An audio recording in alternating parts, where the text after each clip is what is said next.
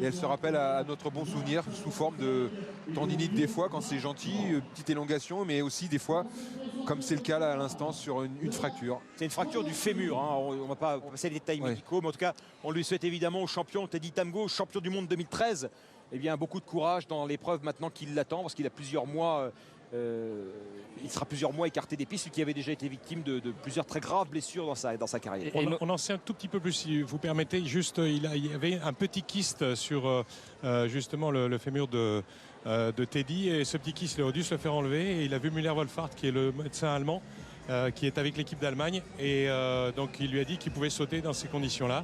Il a un petit peu forcé, malheureusement ça ne s'est pas bien passé, bien sûr, puisqu'il y a cette fracture du fémur, mais peut-être pas aussi grave qu'on pouvait le penser. Il est allé à la Pitié-Salpêtrière aujourd'hui, il a été reçu, il y aura un diagnostic et certainement une opération, et on aura des nouvelles dans les heures qui viennent, mais il se pourrait, certains le disent, et les médecins qui étaient avec lui, qu'il pourrait peut-être sauter l'hiver prochain. En tout cas, il n'y aura pas de Jeux Olympiques de Rio pour Teddy Tamgo. C'est ça l'information majeure, l'information malheureuse. On est aux séries du 200 mètres. On aurait dû voir Christophe Lemaître dans cette série-là, précisément. On reviendra tout à l'heure sur l'image de son 100 mètres d'hier, parce que s'il a réalisé les minima pour Rio sur 100 mètres, il s'est aussi légèrement, très légèrement blessé, semble-t-il. Et donc a préféré, par précaution, ne pas être au départ du 200 mètres du jour, ce qui ouvre évidemment le jeu, ce qui offre des perspectives notamment à Jimmy Vico, qu'on verra dans la deuxième série, Jean. La première série, l'homme à suivre, il s'appelle Mikael Meba-Zezé.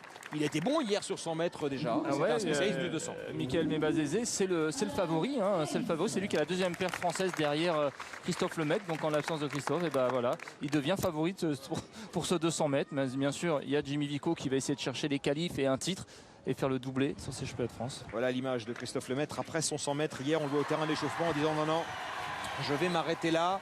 Mais il n'y a pas d'inquiétude majeure, même si évidemment c'est jamais bon. Non, on a aussi des nouvelles, hein. J'ai vu son père ce matin, et également le médecin lui a dit hier que ça devrait pouvoir se régler en quelques jours. Ils vont faire une IRM demain matin pour être sûr, mais apparemment dans 5-6 jours il peut reprendre l'entraînement, donc Christophe sera normalement aux Europes. Allez, départ de la première série du 200. Regardez bien le couloir 4 avec Mikael Meba-Zezé.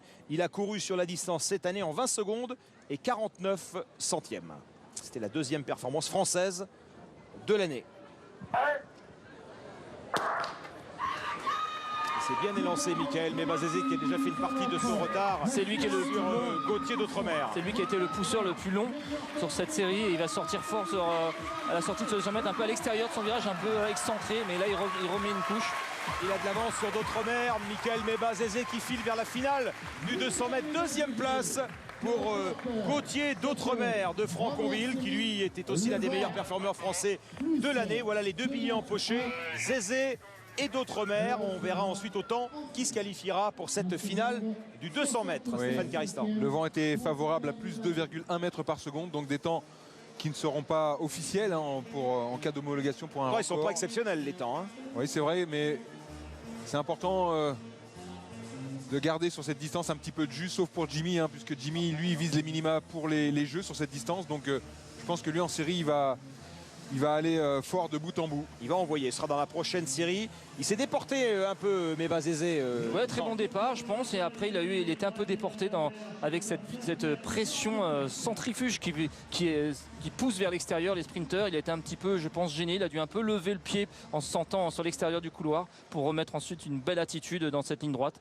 Peut-être ce qui explique qu'il relâche sur la fin. Voilà. Peut-être qui explique le temps relativement moyen pour lui, qui a déjà fait beaucoup mieux. Oui, il a fait 20,87 je crois là sur cette première série. On verra évidemment beaucoup mieux tout à l'heure avec Vico, et on verra beaucoup mieux avec Meba-Zezé en finale également. Marc Maury est aux côtés de notre championne de France du triple saut. C'est son premier titre en plein air. Marc. Exactement, le premier titre pour la Limoujou de Janine Hassani. C'est un vrai plaisir, un vrai bonheur de t'avoir vu faire aujourd'hui 14,40. Il y a la manière.